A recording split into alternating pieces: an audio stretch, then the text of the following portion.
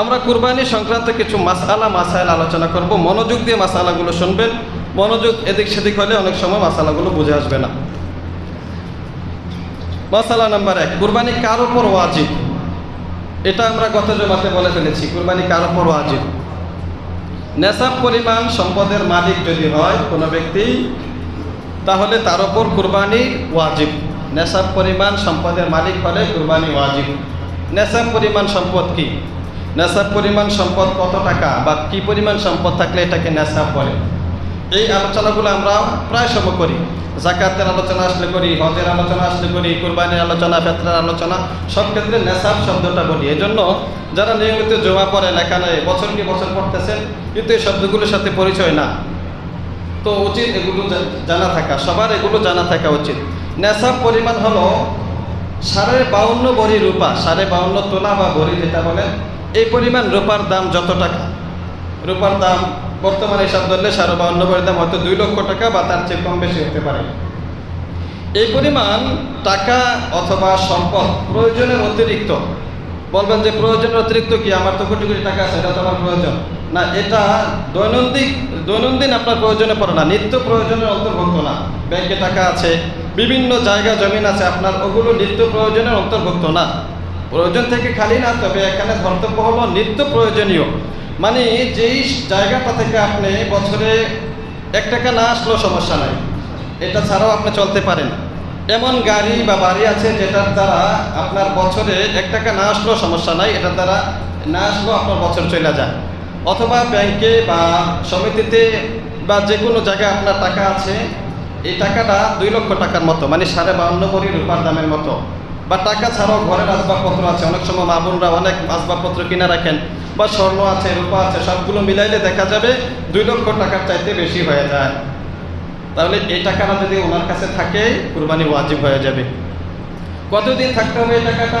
যাকাতের মাসালার ক্ষেত্রে বলছিলাম 1 বছর থাকতে হবে, কিন্তু কুরবানির ক্ষেত্রে 1 বছর থাকা জরুরি না। কুরবানির ক্ষেত্রে মাত্র 3 দিন, জিলহজ মাসের 10, 11, 12, এই 3 দিন যদি কারো কাছে এই পরিমাণ সম্পদ থাকে, তাহলে ওনার উপরে কুরবানি ওয়াজিব হয়ে যাবে।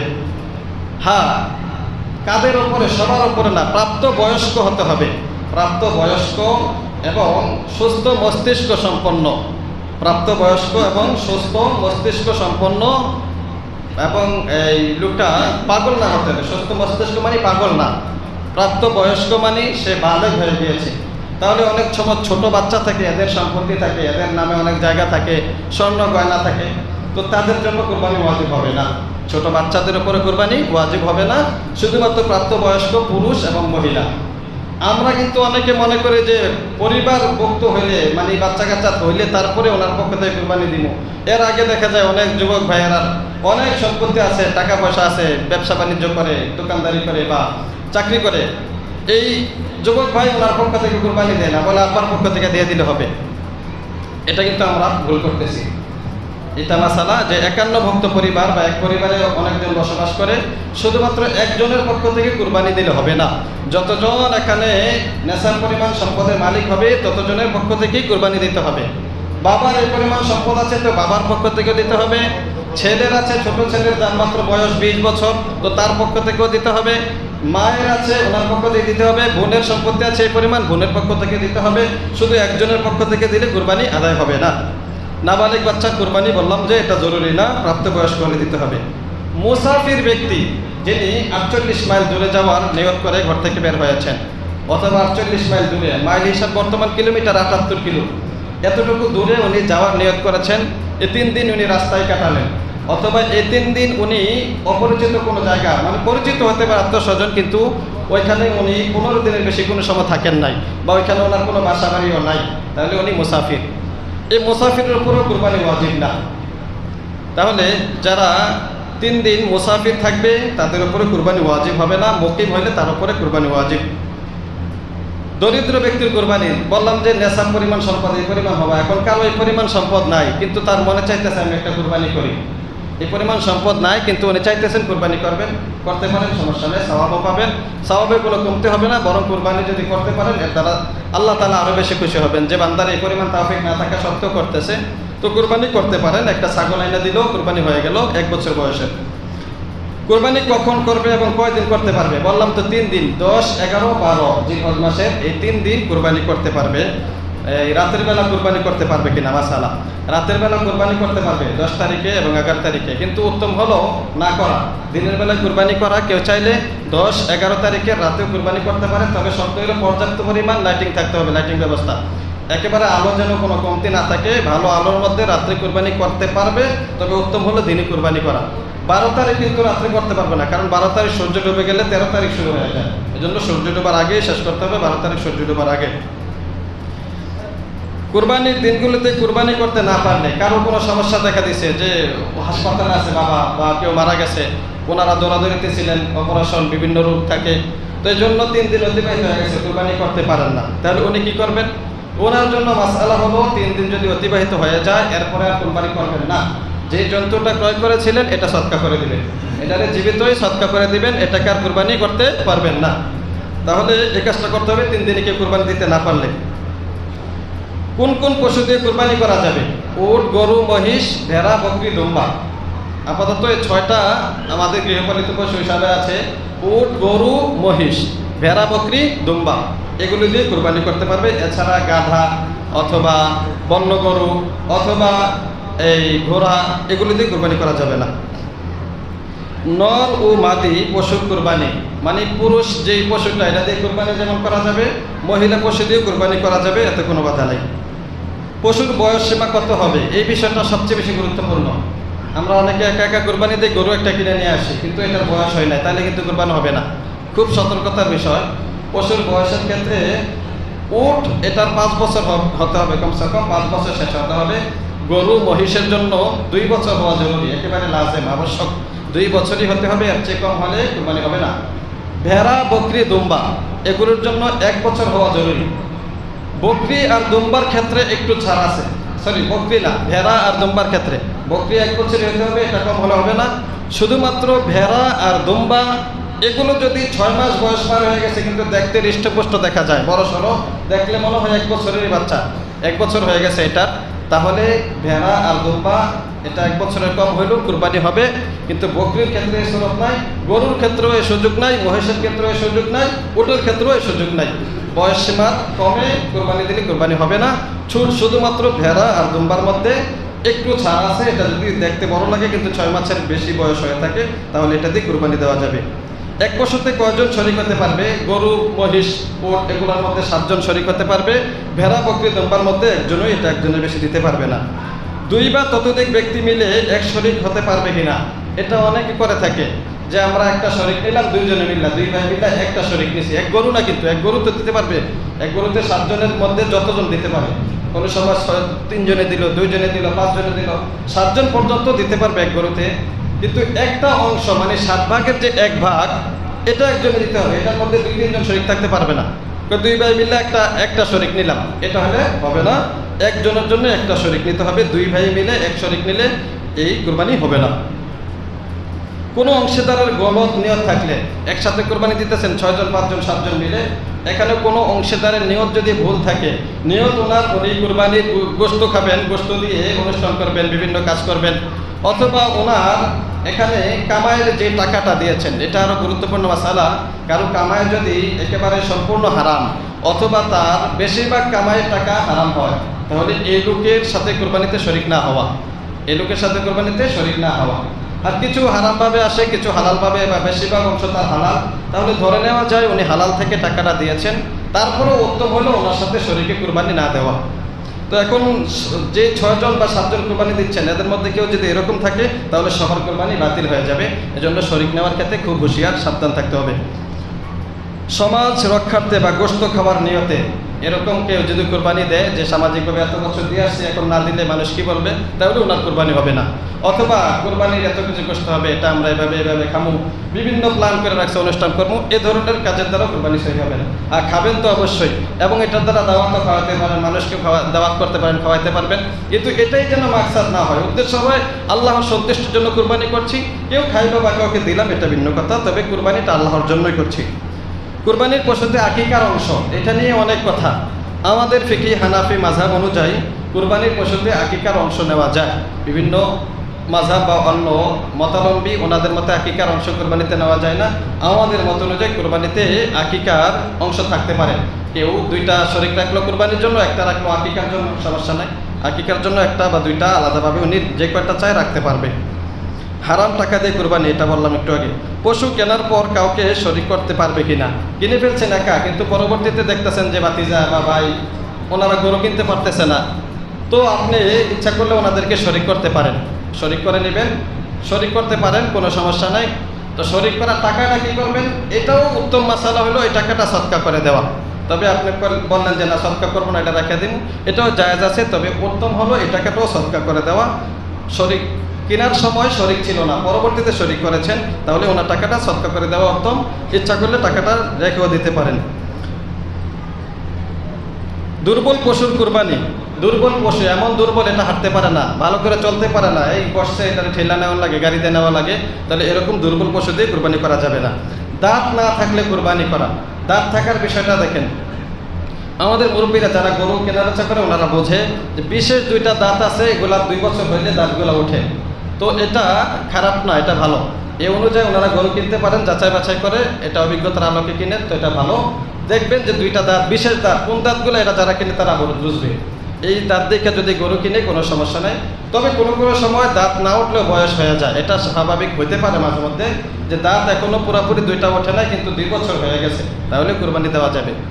হ্যাঁ, দাঁত ওঠার পরে দাঁতগুলো পড়ে গেছে, এমন পরিমাণে দাঁত পড়ছে মানে গরু একেবারে বুড়া হয়ে গেছে, এটার আর দাঁত নাই, এটা খাইতেও পারে না, বালাপিরা কোনো রকমের জীবন চলতেছে, তাহলে এই গরু দিয়ে কুরবানি চলবে না। এরকম দাঁত থাকতে হবে যে দাঁত দিয়ে সেই গরুটা খাবার দাবার নিয়মিত খাইতে পারতেছে। শিং ছাড়া পশুর কুরবানি, কিনে আনছেন, পশুর বয়স 2 বছরের বেশি হয়ে গেছে কিন্তু শিং ওঠে নাই, এটা দোষের কিছু না, এই পশু দিয়ে কুরবানি করা যাবে। কারণ পুরুষ লোক, অনেক পুরুষ আছে দাঁড়িয়ে ওঠে না বয়সে, অনেকের আবার 14 বছরে দাঁড়িয়ে উঠে যায়, অনেকের 20-25 বছর হচ্ছে দাঁড়িয়ে উঠছে না, তো এটা দোষের কিছু না। সিংহ বয়স অনুযায়ী ওঠে, আবার বয়স ছাড়াও ওঠে, এটা সমস্যার কিছু না, 2 বছর হলেই হবে। হ্যাঁ, শিং ছিল কেনার পরে বা যিনি বিক্রি করছেন ওনার ওই কাছে থাকতে এটা শিংটা পড়ে গেছে, ভাঙ্গা গেছে, গরু মাঝে মধ্যে যুদ্ধ লাগে অথবা কোনো জায়গায় এটা এরকম গুতা দিয়া শিং গেছে ভাঙ্গা, এখন শিংটা যদি গোড়া থেকে একেবারে উঠে যায় তাহলে এই পশু দিয়ে কুরবানি জায়েজ হবে না। শিংটা যদি গোড়া থেকে ওঠে নাই, আগাটা ভাঙছে, কিছু পরিমাণ ভাঙছে, তাহলে এটা দিয়ে কুরবানি দিতে পারবেন, কোনো সমস্যা নেই। লেজ ও কান কাটা পশু দিয়ে কুরবানি, পশু ক্রয় করেছেন, এটা লেজটা কাটা অথবা কানটা কাটা এরকম থাকতে পারে, তাহলে এক্ষেত্রে অর্ধেকের বিবেচনা করা হবে, অর্ধেকের কম হলে এগুলা দিয়ে কুরবানি করা যাবে। আর যদি অর্ধেকের বেশি কানটা কাটা গেছে অথবা লেজটা কাটা আছে, তাহলে এই পশু দিয়ে কুরবানি করা যাবে না। অন্ধ পশুর কুরবানি, অন্ধ পশু যেটা দেখে না, তো দুটোটা চোখই অন্ধ অথবা একটা চোখ পুরোপুরি অন্ধ, তাহলে এটা দিয়েও কুরবানি করা যাবে না। আর দুটোটা চোখ অন্ধ না বা একটা চোখ পুরোপুরি অন্ধ না, কিছু দেখে কিছু কম দেখে আর কি, এই চোখ দিয়েও কিছু দেখে, এই চোখ দিয়েও কিছু দেখে, দুটোটা চোখের মধ্যে পুরো একটা নষ্ট হয় নাই অথবা দুটোটাই নষ্ট হয় নাই, দুটোটাতে অল্প অল্প একটু দেখে, তাহলে এটা দিয়ে কুরবানি করা যাবে। তবে উত্তম হবে এটা বাদ দেওয়া, এটা না দিয়ে ভালো পশু দেখে ক্রয় করা। গর্ভবতী পশুর কুরবানি, কেনার পরে দেখছেন যে এটা পেটের মধ্যে বাচ্চা আছে, তাহলে এই পশুর কুরবানি করবেন কিনা। মাসালা হলো যদি এটার প্রসবটা আগায় আসা গেছে, মানে কয়েক মাসের মধ্যে এটা প্রসব করতে পারে, বাচ্চা দিতে পারে, তাহলে এক্ষেত্রে এই পশুটা কুরবানি না করা উচিত। কিন্তু কুরবানি করলে কুরবানি হয়ে যাবে, তবে উচিত হলো এটাকে কুরবানি না করা, এটাকে বিক্রি করে ফেলা, এ দামে আরেকটা পশু কেনা। তো গর্ভ যদি নিকটবর্তী হয়ে যায় প্রসব করার এর আগে, তাহলে কুরবানি করবেন না, এটাকে পরিবর্তন করে অন্য একটা পশু কিনা। আর যদি কেউ কুরবানি করে ফেলছে, করার পরে দেখে পেটের মধ্যে বাচ্চা, এক্ষেত্রে উনি কী করবেন, বাচ্চাটা যদি জীবিত 3টা অবস্থা হতে পারে, হয়তো এখনো বাচ্চার পুরা রূপ আসে নাই বা পুরা রূপ আসছে কিন্তু মৃত, তাহলে এই ক্ষেত্রে আপনি তো এগুলো ফালাইয়ে দেবেন, এগুলো তো আর খাওয়ার কোনো সুযোগ নাই। যদি দেখেন বাচ্চাটা জীবিত আছে, তাহলে মাসালা হলো বাচ্চাটাকে জবাই করে ফেলা, মাটাকে জবাই করার পরে বাচ্চাটাকেও আবার শরীয়তসম্মতভাবে জবাই করা, ইচ্ছা করলে গোশত খাইতেও পারেন বা কাউকে সৎকা করে দিতে পারেন, রুচিতে না ধরলে দান করে দিবেন, কিন্তু ভিতরে পশু জীবিত পাইলে বাচ্চা এটাকে জবাই করা। হ্যাঁ, জবাই করার আগে এটা বাচ্চা হয়ে গেছে, কিনছেন অনেক দিন আগে, এই কালকে কুরবানি মনে করেন, আজকে এটা পশুর বাচ্চা দিয়ে দিছে, তো এখন কি করবেন, এক্ষেত্রে মাসআলা হলো এই বাচ্চাটাকে আপনারা সৎকা করে দিবেন, জীবিত সৎকা করে দেবেন, এই বাচ্চাটাকে কুরবানি করবেন না। তারপরে পশু কেনার পর দোষ দেখা দিলে বললাম যে দোষের কারণে কুরবানি হয় না, কান যদি বেশিরভাগ কাটা থাকে, লেজও বেশিরভাগ কাটা, সিংহ পুরোপুরি ভাঙ্গা, চোখও দেখে না, এইগুলো যদি থাকে, এগুলো আগে ছিল না, আপনি কেনার পরে হয়েছে অ্যাক্সিডেন্ট হয়ে বা যে কোনো কারণে, তো এই ক্ষেত্রে আপনাকে এই পশু দিয়ে কুরবানি করা সহি হবে না, এটাকে বাদ দিতে হবে, এটাকে বিক্রি করে অন্য আরেকটা কিনতে হবে। বয়সের ব্যাপারে বিক্রেতার কথা গ্রহণযোগ্য হবে কিনা, বিক্রেতা বলতেছে 2 বছর হয়ে গেছে, তো আপনি তো পুরোপুরি বুঝতেছেন না, কারণ গরুর তো আর জন্ম সনদ নাই যে এটার তারিখ দেখে বুঝবো। এখন আপনি ওনার কথা বিশ্বাস করতে পারেন যদি গরুটা দেখতে এরকম দেখা যায় যে বয়স হয়ে গেছে, আবার উনিও বলতেছেন যে না 2 বছর হয়েছে, তাহলে ওনার কথা গ্রহণযোগ্য হবে। যদি উনি মিথ্যা বলে থাকেন এর জন্য উনি দায়ী থাকবেন, তবে আপনার কুরবানি হয়ে যাবে। বন্ধা পশুর কুরবানি, বাচ্চা কাচ্চা দেয় না, বন্ধা পশু, তো এটার দ্বারা কুরবানি হবে, কোনো সমস্যা নাই। পশু কে জবাই করবে, পশু জবাই করার ক্ষেত্রে নিজ পশু নিজে জবাই করা উত্তম। এবার বলছি, পশু জবাই করার ক্ষেত্রে নিজ পশু নিজে জবাই করা উত্তম। কাউকে দিয়ে জবাই করালেন, আপনি পারতেছেন না, তো এটা জায়েজ আছে, কোনো সমস্যা নাই। পশু জবাই করানোর জন্য অন্য কাউকে আনা যায়, বা আমরা যে জবাই করি এটাও জায়েজ, তবে নিজেরটা নিজে জবাই করতে পারলে ভালো। যিনি জবাই করলো ওনাকে জবাইয়ের হাদিয়া বা জবাইয়ের টাকা, এটা হাদিয়া না, এটা করতে গেলে পারিশ্রমিক আমরা বলতে পারি। হাদিয়া একটা, পারিশ্রমিক একটা। তারাবির সময় যেটা বলি আমরা, ওইটা কিন্তু আমরা পারিশ্রমিক বলি না, ওইটা হাদিয়া। হ্যাঁ, ওইটা জোর জবরদস্তি বা জুলুম করে নেওয়া, বা এটা দাবি থাকবে এত টাকা দিতে হবে, ওইটা জায়েজ নাই। কিন্তু কুরবানি জবাই করার সময় এটা কিন্তু পারিশ্রমিক, এটা দাবি করতে পারবো আমি, কারণ এটা একটা সরাসরি হাতের কাজ। যারা জবাই করে অনেক কষ্ট হয়, হাত কিন্তু ব্যথা হয়ে যায়, ব্যথার ট্যাবলেট খাওয়া লাগে পরে। আমি বেশি জবাই করতে পারি না, তো আমাদের মুয়াজ্জিন সাহেব হুজুর আমার অভিজ্ঞতা সম্পন্ন উনি পারে। যাই হোক, এটা একেবারে হালাল এবং উনি চাইয়ে নিতে পারবেন। এজন্য আমাদের কমিটির পক্ষ থেকে একটা নির্ধারণ করা হয়েছে, আমরা ওইটার মধ্যে সন্তুষ্ট আছি আলহামদুলিল্লাহ। এটা ওনারা জানাই দিলে এই পরিমাণ হাদিয়াটা অবশ্যই দিবেন, হাদিয়া না, এটা পারিশ্রমিক, এটা দিতে পারবেন। আর চাইলে নিজের গরু নিজে জবাই করতে পারেন। এরপরও আপনারা মহল্লার ইমাম বা মুয়াজ্জিন হিসেবে সম্মানী দিয়ে থাকেন, এটা অতিরিক্ত, এটা আপনাদের অনুগ্রহ, এটার দ্বারা না দেওয়া বা কেউ দিলেও না গুনাহগার হয়ে গেলে এমন না, তবে দেওয়া এটা মানবিকতার পরিচয়, ভালোবাসার পরিচয়। জবাইয়ের আগে পশু থেকে উপকৃত হওয়া, কে জবাইয়ের আগে পশুটা আনার পরে দুধ দহন করছে, তো এটা ওনার জন্য জায়েজ না, যতটুকু দহন করছেন এটা সদকা করে দিতে হবে। যদি দুধ খাইয়ে ফেলেন তাহলে এটা টাকাটা সদকা করে দিবেন। বাচ্চা কেউ কোরবানি গরুর উপরে উঠাবেন না, অনেক সময় এটা দ্বারা উপকার হয়, বাচ্চা একটু আনন্দিত হয়, পার্কে গেলে বিভিন্ন জায়গায় গেলে ঘোড়ার উপরে বা বিভিন্ন কিছুর উপরে উঠান, তো এর দ্বারা তো টাকা খরচ হয়। গরুর উপরেও বাচ্চাকে উঠাইয়া একটু আনন্দ নিলেন, মজা নিলেন, এটা করবেন না। এরকম করলে কিছু টাকা সদকা করে দেওয়া, তাহলে কুরবানির পশু দিয়ে জবাই করার আগে উপকৃত না হওয়া। জবাইয়ের আগে পশু থেকে দুধ পান করে, এটা বললাম। মৃত ব্যক্তির পক্ষ থেকে কোরবানি করা, মৃত ব্যক্তির পক্ষ থেকে কোরবানি করা জায়েজ আছে। আপনার বাবা মা নাই, তো ওনাদের পক্ষ থেকে একটা কোরবানি করলেন, একটা অংশ রাখলেন, সমস্যা নাই। এই গোশত নিজেও খাইতে পারবেন, দান সদকাও করতে পারবেন। গোশত ফ্রিজে বা জমিয়ে রাখা, দেখেন গোশতর ক্ষেত্রে মাসআলা বা এটা শরীয়তের তাকাজা হলো 3টা ভাগ করা। 3 ভাগ করা মুস্তাহাব। 1 ভাগ নিজে খাওয়ার জন্য রাখলেন, এটা কোরআন দ্বারা প্রমাণিত। আরেক ভাগ আত্মীয় স্বজনের মাঝে বন্টন করে দিলেন, আরেক ভাগ গরিব দুঃখীদের মাঝে বন্টন করলেন। এটা সর্বোত্তম পদ্ধতি এবং কোরবানি কবুল হওয়ার জন্য এটা খুব বেশি একটা ফলদায়ক আশা করা যায়, যে আমি আল্লাহর জন্যই করেছি, এর মধ্যে আমার কোনো চাহিদা নাই, আমি তো পুরাটাই দিয়ে দিতাম। আর এই হাবিল কাবিল বা এর পরবর্তীতে যে বিধান ছিল তখন তো এটাই ছিল, কোরবানির জন্তুকে খাইতে পারবে না, জবাই করে দিয়ে দিবে, এটা আসমানে আগুন আইসা এটাকে পুড়িয়ে ফেলবে। অনেক বছর পর্যন্ত এই বিধান ছিল, কিন্তু আল্লাহ তাআলা উম্মতে মুহাম্মাদের জন্য এটাকে খাওয়ার অনুমতি দিয়েছেন। তো এর দ্বারা খাওয়ার অনুমতি দিয়েছেন, আবার পাশাপাশি ওই কথাটাও বলে দিয়েছেন যে তুমি আল্লাহর জন্য কোরবানি করলে এইভাবে করো, তাহলে বোঝা যাবে যে পুরোপুরিভাবেই আল্লাহর জন্য করছি। এখানে যদি আমার লোভ থাইকাই গেল না, আমার গোশত আমি দিমু কে, 1 কেজি গোশতের দাম 700-800-900 টাকা কেজি, এটা আমি দিয়ে দিমু, ফ্রিজে রেখে দাও, পরবর্তীতে খাওয়া যাবো, মেহমান টেমন আছে। তাই আপনি কি বিসর্জন দিলেন, কি বিসর্জন দিলেন, নিজের লোভ লালসাকে কতটুকু দমন করতে পারলেন। এই জন্য উচিত হবে এভাবেই দেওয়া, গরিব মিসকিনকে 1 ভাগ দিয়ে দেওয়া, আত্মীয় স্বজনকে 1 ভাগ দেওয়া, নিজে 1 ভাগ খাওয়া। কেউ বললো যে না আমি এরকম করবো না, পুরাটাই রেখে দিন, কুরবানি হয়ে গেছে, বাকি কবুল হয়েছে কিনা এটা আল্লাহ তাআলার কাছে আপনার বোঝা পরামর্শ, এটা কেউ বলতে পারবে না। আল্লাহ যদি কবুল করেন তা করলেন, আর যদি কবুল না করেন সেটা আল্লাহর সাথে আপনার বোঝা হবে। তবে উত্তম হলো এই 3 ভাগই দেওয়া। তারপরে জবাইকারী কসাই বা শ্রমিকদেরকে পারিশ্রমিক দেওয়া, যিনি জবাই করছে ওনাকে, অথবা কসাই বা যারা কাজ করেছে ওনাদেরকে যে পারিশ্রমিক দিবেন, এই ভুলটা প্রায় অনেক ভাগ, বলতে গেলে 80 ভাগের উপরে লোক আমরা করে থাকি। ওই যারা গোশত কাটে ওনাদেরকে গোশত দিয়ে দিই, বাস ওনার পারিশ্রমিক হিসাবে এটাই হয়ে যায়। দেখেন অন্য সময় ওনাকে ডাকলে কিন্তু আপনি এতটুকু কাজ করতো না, আজকে ডাকছেন, এত কষ্ট করতেছে, কাজ করতেছে, বা কষাই উনি জবাই করে দিতেছে, অন্য সময় জবাই করলে শুধুমাত্র এই গোশত এভাবেই তাকে ডাকলেন, আসবে না, তার জন্য একটা পারিশ্রমিক ধার্য করতে হয়। তো এই ক্ষেত্রে আমরা পারিশ্রমিক ধার্য করবো। জবাইকারীকে যেমন পারিশ্রমিক দিচ্ছি, যারা কষায় ওনাদেরকে পারিশ্রমিক দিব, যারা শ্রমিক কাজ করবে ওনাদেরকেও পারিশ্রমিক দিব। এরপরে হাদিয়া হিসাবে গোশত দিব, তবে এটা পরিমাণ নির্ধারণ করা থাকবে না, আগে থেকে বলা থাকবে না যাদেরকে কাজের জন্য আনছি যে তুমি কাজ করো গোশত দিব না, অথবা সেও এটা ভাববে আসছে যে টাকা নিব না গোশত নিব। এভাবে করলে কুরবানি সহি হবে না।